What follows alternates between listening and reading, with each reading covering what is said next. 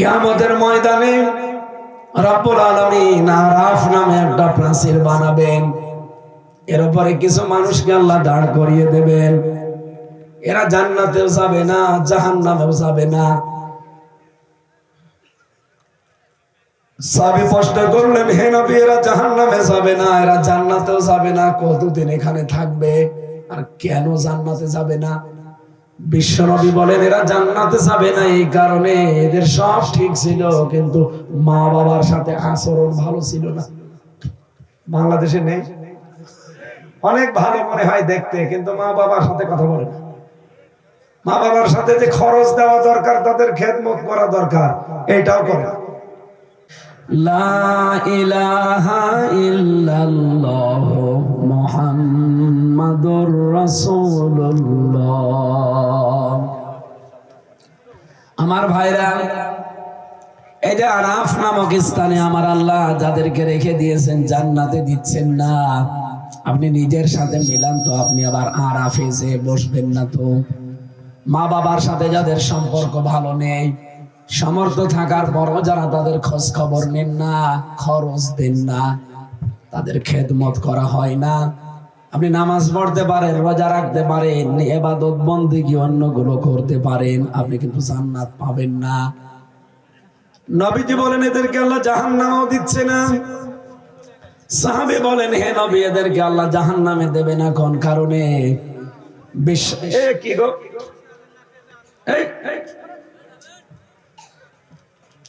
আওয়াজ করা যাবে না ভাই, এমনি দেখছেন কথা বলতে পারছি না, এদিকে তাকান।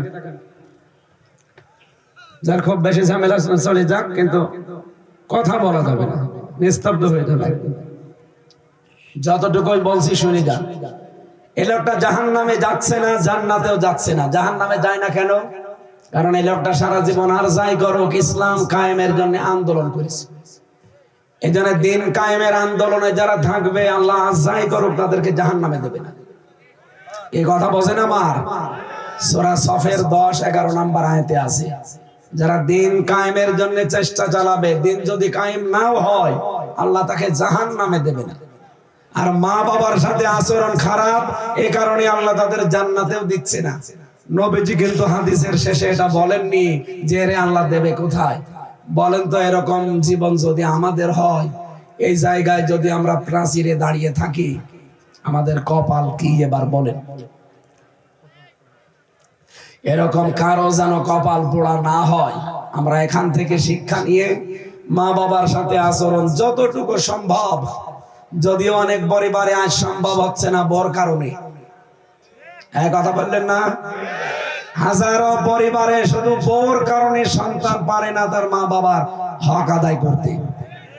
আমি নিজে একজন স্বামী, এখানে যত স্বামী বসে আছে, প্রত্যেকটা স্বামী আমরা চাই আমার বিয়ের পরে মা বাবা আমাদের সাথে থাকবে, কিন্তু 100 জনের 80 জন বউ এটা চায় না। কথা বলেন না কেন? খালি বলে যে আলাদা হয়ে যান, ও বুড়ো বুড়িকে বাদ দিয়ে দেন, বড় ছেলের কাছে দিয়ে দেন, অথবা বাইরে তাড়িয়ে দেন, বৃদ্ধাশ্রমে দিয়ে আসেন, এগুলো বলে না? কার বউ এরকম মন ছোট বলে? হাত তোলেন তো। এই এলাকায় এখনো শুরু হয়নি। বিলের ভেতরে এরকম বউ আর কোথা থেকে পাবে? সম্মানিত মা বোন যারা বিভিন্ন জায়গায় বসে আছেন, শুধু নামাজ পড়া, রোজা রাখা, কালো বোরকা পরা ইবাদত না।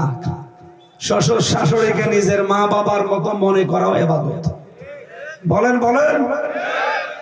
নবীজি বলেন, কোন স্ত্রী যদি চায় যে আমার স্বামীর হায়াত আরো বেড়ে যাক, আমার স্বামী আরো বেশি দিন বেঁচে থাকুক, তার সম্পদ, তার প্রভাব প্রতিপত্তি, তার মান সম্মান আরো বেড়ে যাক, সেই স্ত্রী যেন তার স্বামীকে বারবার বলে, স্বামী তুমি যাই করো, রক্তের সম্পর্কগুলো ঠিক রাখো। একজন মানুষের সাথে সবচেয়ে বেশি রক্তের সম্পর্ক কার? মা বাবার। বলেন বলেন।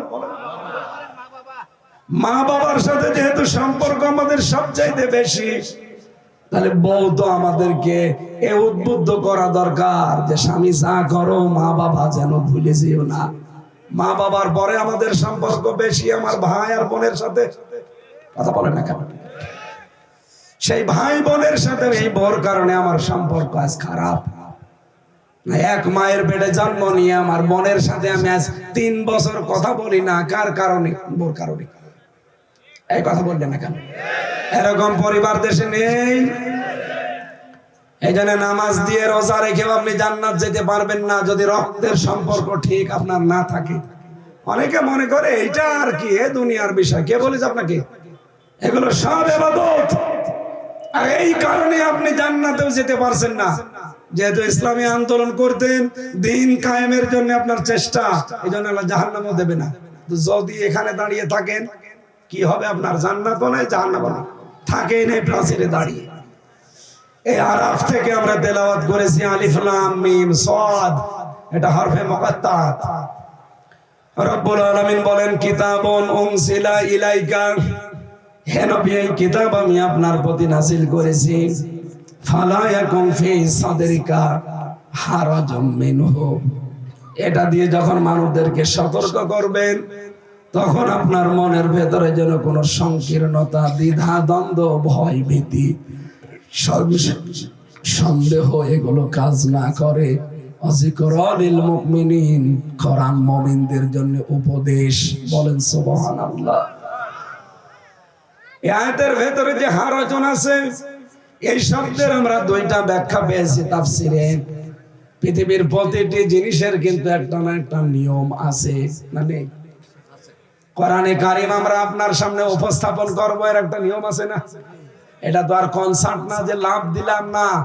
কিভাবে মানুষের সামনে কোরআনে কারীম উপস্থাপন করা লাগে এটা 1500 বছর আল্লাহ আগে আমাদের শিখিয়ে দিয়েছেন। এই যে হারজন শব্দটা মাঝে এই জন্য লাগানো আছে। এক নাম্বার ব্যাখ্যা হারজনের এই, নবী আপনি যখন কোরআন থেকে কথা বলতে যাবেন, এমন মানুষ আপনার সামনে বসে আছে যারা আপনার বক্তব্য না বোঝার কারণে মন খারাপ করতে পারে। এরকম মানুষ দেশে নেই? দুই নম্বরে, আপনি কোরআনের ব্যাখ্যা যখন দেবেন, যে এলাকায় কোরআনের তাফসীর করবেন ওই এলাকা থেকে এমন এমন ইবাদত মানুষ করে, আবহমান কাল থেকে হয়তো এই নিয়ম নীতি চলে আসছে। আপনি যখন কোরআনের ব্যাখ্যা করবেন ওই বানানো ইবাদত চলবে না। কথা বোঝেন না? আপনারা ঘুমাচ্ছেন। বাংলাদেশে বহু বানানো ইবাদত আছে, মানুষ বানিয়েছে ইবাদত গুলো। আমি নিজে ছোট্ট এই মেধা দিয়ে পেয়েছি প্রায় 34টা বানানো ইবাদত বাংলাদেশে চলছে। মানুষ বানিয়ে বানিয়ে এগুলো ইবাদত মনে করে চালিয়ে দেয়। কোরআনের তাফসীর করলো, এগুলো একটাও টিকবে না। নবী আপনি দেখবেন ওই সময় যারা আপনাকে নিয়ে গেছে ওই মানুষগুলো মন খারাপ করবে যে কারে নিয়ে আসলাম। আমি একবার জেনায় গিয়েছিলাম যখন বিশ্ববিদ্যালয়ে পড়তাম, ওই 13-14 সালের দিকে। এক দরবারে নিয়ে গেছে আমারে, আমি জানতাম না ওটা পীরের দরবার। যে আমারে বলছে হুজুর শিরিকের বিষয়ে কথা বলবেন। আমি শিরিকের যত প্রকার আছে সবগুলো বের করলাম। শিরিক বিল জাত, শিরিক বিল সিফাত, শিরিক বিল ইখতিয়ার, শিরিক বিল হুকুক, এভাবে 120 প্রকার। ও আল্লাহ চাই দেখি ওই জায়গায় পীর সাহেবকে মহিলারা সেজদা দিচ্ছে। মেজাজ গেল খারাপ, ওইটাই শুরু করলাম ওই আয়াত দিয়ে, ইন্নাল্লাহা লা ইয়াগফিরু আইয়ুশরাকা বিহি ওয়া ইয়াগফিরু মা দুনা যালিকা লিমান ইয়াশা। আল্লাহ সব গুনাহ মাফ করবে কিন্তু শিরিকের গুনাহ। বলেন বলেন। 15 মিনিটও হয়নি পীর সাহেব ওখান থেকে চিল্লাচ্ছে, তাড়াতাড়ি ওরে নামা, আমার দরবার গেল। আমি তো তাফসীর করছিলাম কোরআন দিয়ে, আপনার দরবার তো টিকবে না, কারণ এখানে শিরিক চলছে। কারণ সেজদা আল্লাহ বাদে কাউকে দেওয়া জায়েজ। আরো জোরে বলেন। এই জন্য কোরআনের তাফসীর করতে গেলে এমন এমন নিয়ম নীতি ওই দেশে চালু করা আছে যেগুলো কোরআনের সামনে টিকবে না। তখন ওই মানুষগুলো আপনার প্রতি মন খারাপ করবে, আপনার প্রতি রাগ করবে, আপনার হাদিয়া তোফা নরনিয়াজ বন্ধ হয়ে যাবে। হে নবী আপনি কোনো দিকে তাকাবেন না, কোরআনের সঠিক কথাগুলো স্পষ্ট ভাষায় তুলে ধরবেন। ওয়াযিকরালিল মুমিনিন, কোরআন মুমিনদের জন্য উপদেশ। আমরা কি মুমিন না? আরো জোরে বলেন। রব্বুল আলামিনের পরের আয়াতে জানিয়েছেন ইত্তাবিউ, তোমরা সবাই মিলে অনুসরণ করো, মা উনজিলা ইলাইকুম মির রাব্বিকুম, তোমাদের রবের পক্ষ থেকে যেটা তোমাদের উপরে নাযিল করা হয়েছে। ওয়ালা তাত্তাবিউ মিন দুনিহি আউলিয়া, কোন আল্লাহ ছাড়া কাউকে অভিভাবক হিসাবে গ্রহণ করার দরকার নেই।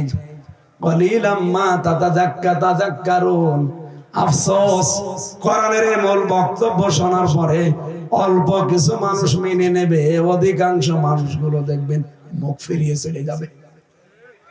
সুতরাং আজকে থেকে সিদ্ধান্ত নেওয়া লাগবে, শুধু আমির হামজা না, ইত্তাবিউ বহু বছর তোমরা সবাই মিলে অনুসরণ করো। এই নির্দেশ কার? এখান থেকে আজকে সিদ্ধান্ত নিতে পারবেন না যে দল মতের বাইরে আগে দেখবো যে কোরআন আছে কিনা। আমরা অনুসরণ করতে চাই সবাই মিলে, কিসের? আরো জোরে বলেন। এই জন্য আগামীর বাংলাদেশ হবে কোরআনের বাংলাদেশ। এক কথা বলে না কেন? ৫৬,০০০ বর্গ মাইল যদি এটা দিয়ে চলে, মিনি জান্নাত হয়ে যাবে। আপনি টের পাচ্ছেন না? তাই কোরআন দিয়ে চললে যে জান্নাত হয়, যে সমস্ত দেশে আংশিক কোরআনের নিয়ম চলে, আপনি তাকান। পৃথিবীতে এখন পূর্ণাঙ্গ কোনো জায়গায় নেই, আফগানিস্তানে আছে আংশিক। আপনি তাই যে দেখেন কি শান্তি সেখানে এখন। যদিও বিশ্বের অনেকে এখনো সাপোর্ট করে নাই, আমাদের এই দেশটাও যদি ৫০০ আয়াত আছে কোরআনের, শরীয়তের বিধান, এটা যদি আমরা ব্যক্তি, পরিবার, সমাজ আর রাষ্ট্রে কায়েম করে দিতে পারতাম, এদেশে চুরি হতো না, ডাকাতি হতো না, জেনা হতো না, ছিনতাই হতো না। এই নাটোর থেকে এখন কুষ্টিয়া পর্যন্ত যেতে আমার মনের ভেতরে সব সময় চিন্তা, কখন না জানি ডাকাতি ধরে। সেদিন একবারে নাটোর জেলা শেষ, পাবনা শুরু, ওই জায়গায় দেখলাম ডাকাতি হচ্ছে, আর 10 মিনিট আগে গেলে আমি পড়ে গিয়েছিলাম। এই চিন্তা তখন আর থাকবে না যদি এটা কায়েম হয়ে যায়, আর আমরা এটাই দেখতে চাচ্ছি সামনে। হ্যাঁ, কথা বলেন না কেন? এটা যদি আপনার কাছে রাজনীতি মনে হয়, হ্যাঁ এটাই রাজনীতি। কি কথা বলেন? এটা যদি আপনার কাছে ধর্ম ব্যবসা মনে হয়, এটাই ধর্ম ব্যবসা। কারণ আমরা চাই এটা সংসদে যাক। ৫৪ বছর তো দেখেছি মানুষের তৈরি করা আইন দিয়ে চললে কেমন লাগে, কিছুই হয়নি। চোর যায় ডাকাত হয়, ডাকাত যায় খুনি হয়, এমনকি গাঁজাখোর যায় গাঁজার গাছ লাগায়। আমার নিস্তালায় যে ছিল গাঁজাখোর, ও নিজে যেয়ে ওর ভেতরে গাঁজার গাছ লাগিয়েছে। জেলারে বলছে, এই বেটা তুই গাঁজার গাছ লাগালি কি করে? বলছে, স্যার আমি ওই যে মামলার হাজিরা দিতে গিয়েছিলাম, আমার তো বন্ধু বান্ধব আছে বাইরে, ওরা গাঁজার বীজ দিয়েছিল, ওইটা আমি মুখের ভেতরে টোপলা করে নিয়ে এসেছিলাম, মেশিং এ ধরা পড়েনি। এসে এই যে গাছের টোপলা লাগিয়েছি, গাঁজা গাছ, আজ 2 মাসে দেখেন কত বড় হয়েছে। জেলার তো হিন্দু, তো বলছে, শয়তান তুই গাঁজা খাওয়ার কারণে পুলিশে ধরে তোরে জেলে দিল, আমি তোরে রাখলাম জেলের এই সেলের ভেতরে, তুই এখানেও গাঁজার গাছ লাগিয়েছিস, তোরে তো এখন স্বর্গে দেওয়া লাগে। ও তো আর জান্নাত বিশ্বাস করে না, বলছে স্বর্গে দেওয়া লাগে। সম্মানিত ভাইরা, ডক্টর কামালের তৈরি করা এই সংবিধান আজ ৫৪ বছরে ১৭ বার কাটাকাটি হয়েছে, কিছুই হয়নি। এইটাও সংবিধান। এর ভেতর একটা সূরা আছে, সূরা ফুরকান। ফুরকান মানে সংবিধান। এর ভেতরে ৭৭টা আয়াত আছে, ৭৩টা ধারা আছে। এই ধারাগুলো দিয়ে বাংলাদেশের সংবিধান বানিয়ে চালান, ৪১ সাল লাগবে না, ৪১ ঘন্টায় বাংলাদেশ জান্নাত হয়ে যাবে। এই ক্ষমতা কোরআনের নেই? এই বলেন, এটা শুধু তাবিজ কবজ করার জন্য না, এটা রাষ্ট্র চালানোর জন্য আল্লাহ দিয়েছে। আর আমরা এটা ঝাড় ফোঁক হিসাবে খালি ব্যবহার করি। কারো ছেলে মেয়ে হয় না, বলে হুজুর একটু আপেল পড়িয়ে দেন। সেই দিন এসেছিল একজন আমার কাছে, বলছে হুজুর এই আপেলটা পড়িয়ে দেন, আমার খালি বারবার মেয়ে হয়।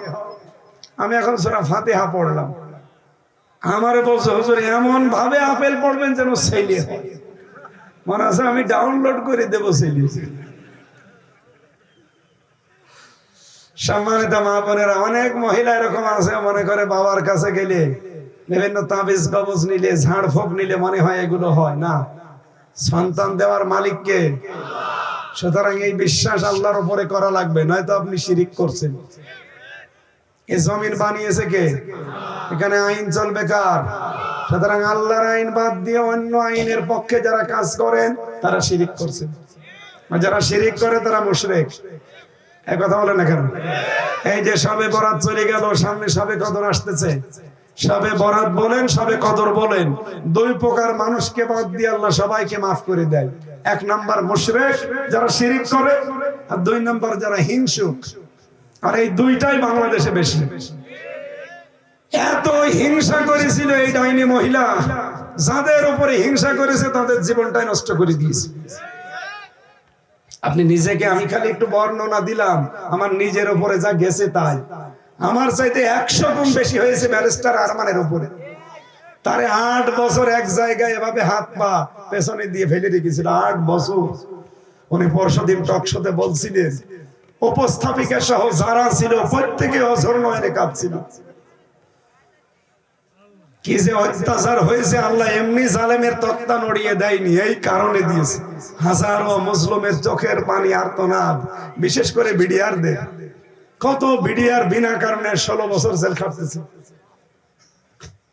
আমি একজনকে পেয়েছিলাম এই নাটোরের এই যে এই বড়াই গ্রাম এলাকায় বাড়ি, আর 16 বছর পড়ে আছে, আর 1 মাস পরে তার রিটায়ার্ড হয়ে যাবে। অথচ মিথ্যা একটা মামলা দিয়ে আর 16 বছর তার জেল খাটিয়েছে। মাঝে মাঝে আমরা তাহাজ্জুদ পড়তে উঠতাম, আর উনি উঠতো, দেখতাম হাও মাও করে কাঁদতো, আর একটা আওয়াজ দিত, আহ। আমার মনে হয় এই আফসোসটা আল্লাহর আরশে চলে গেছে। কত মানুষের চোখের পানি যে জালেমের চেয়ারের সাথে মিশেছিল, আল্লাহ এমনি ধরেছিল। আল্লাহ রাব্বুল আলামিন আমাদের হেফাজত করেন। আগামীতে যারা ক্ষমতায় আসবেন তারা যেন জালেম না হয়। এই কথা বলেন না কেন? আর আমাদের ভেতরে কোনোদিন হিংসা না থাকে। আমার হচ্ছে হোক, এই ভাইও হোক, হিংসা হচ্ছে ওইটা আমার হোক, ওর যেন না হোক, এটার নাম হিংসা। এটা করলে আপনার নেকি কাটে আগুন লাগালে যেমন পুড়ে যায়, আপনার নেকি ওইভাবে পুড়ে যাবে। আমরা আজকে থেকে অনুসরণ করব দল মত নির্বিশেষে সবাই আল্লাহর কোরআনকে। এর সাথে যেটা মিলবে রাজি আছি, না মিললে সেটা বাদ। আল্লাহ মেনে চলার তৌফিক দিন। আমি আমার কণ্ঠের জন্য আর পড়লাম না, মাপ চেয়ে নিলাম। আগামী থেকে আবার দেখবো, চেষ্টা করি। আল্লাহুম্মা আমিন। লা ইলাহা ইল্লা আনতা সুবহানাক ইন্নী কুনতু মিনাজ জালিমিন। রব্বুল আলামিন, সারা জীবন অপরাধ করে জীবনটা নষ্ট করে ফেলেছি। যেভাবে আরম্ভ করেছিলাম কয়েক ঘন্টা বললেও আমার শেষ হতো না, কিন্তু কণ্ঠে আমার সাপোর্ট দিচ্ছে না। আল্লাহ মারাত্মক ব্যথা, মেহেরবানি করে তুমি কণ্ঠটা আগের মতো বানিয়ে দাও। 3.5 হাত বডির এক চুল জায়গা নেই জালেমেরা যেখানে অত্যাচার করে না। আল্লাহ তাআলা, আমি জামা কাপড় খুলতে পারি না। এত অত্যাচার দ্বারা আমার মাথার চুল থেকে পায়ের তালু পর্যন্ত করেছিল। আমার শরীরটা একেবারে ধ্বংস করে দিয়েছে। তোমার কাছে দোয়া করছি, এই হাজারো মানুষ নিয়ে আমার কণ্ঠ, আমার শরীরটা তুমি আগের অবস্থায় ফিরিয়ে দাও। এই মাহফিলের আয়োজন যারা করেছে এদেরকে মাফ করে দাও। যারা এই কবরে ঘুমিয়ে আছে, আল্লাহ কবর গুলো জান্নাত বানাও। মেহেরবানি করে মা বোনদেরকে ক্ষমা করে দাও। আল্লাহ, আমি আবার বলছি, আমার কণ্ঠটা তুমি ভিক্ষা দাও। প্রধান অতিথি আল্লাহ তারা বড় ভাই দাউদার মাহমুদ, তোমার এই গোলামের জীবনের ভালো কাজগুলো কবুল করো, অন্যায় কাজগুলো মাফ করে দাও। সম্মানিত সভাপতি একজন আলেম মানুষ, জনাব মাওলানা আব্দুল খালেক। যত আলেম এখানে এসেছে আলেমদের মঞ্জুর করো। যার মাধ্যমে আসলাম মাওলানা আব্দুল বারী, আল্লাহ তোমার এই গোলামকেও কবুল করে নাও। তার বাবা নেই, তার বাবাকেও মাফ করে দাও। আমি আবার বলছি, আল্লাহ তুমি আমার কণ্ঠটা ভিক্ষা দাও। আলহামদুলিল্লাহি রাব্বিল আলামিন। লা ইলাহা ইল্লাল্লাহু মুহাম্মাদুর রাসূলুল্লাহ।